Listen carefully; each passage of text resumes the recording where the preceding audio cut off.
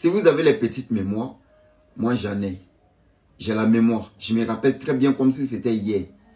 En 2005, il n'y a pas eu élection en Côte d'Ivoire. Pourquoi? Parce que Gbagbo n'a pas respecté l'ONU.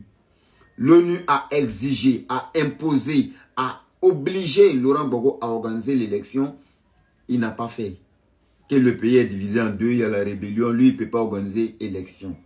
Il ne l'a pas fait. L'ONU a tout fait. Gbagbo n'a pas respecté.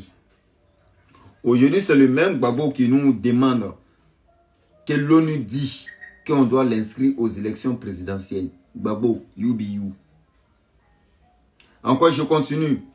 En l'an 2005, il devrait y avoir l'année blanche. Les vieux moraux qui sont dans les trentaines savent de quoi je parle. Tous ceux qui connaissent la politique depuis dans les années 2000 là-bas, ils savent de quoi je parle. Je ne parle pas avec les enfants de 2000 ici, les enfants qui ont 25 ans, 26 ans. Là. Soyez absents ici. Parce qu'en 2005, là, vous étiez encore pépéro. Voilà.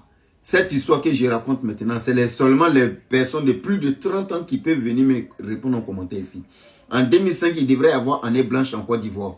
Mais Laurent Gbagbo n'a pas accepté qu'il aille année blanche en Côte d'Ivoire. Pourquoi? Et qu'est-ce que l'année blanche?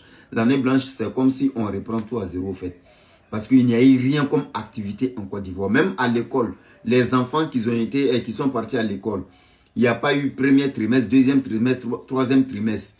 Il y a des villes qui ont fait seulement que premier trimestre. Ils n'ont pas fait les autres trimestres. Il y a des villes qui ont fait seulement 2 trimestres. Ils n'ont pas fait 3e trimestre. Il y a des villes mais qui n'ont même pas fait des trimestres.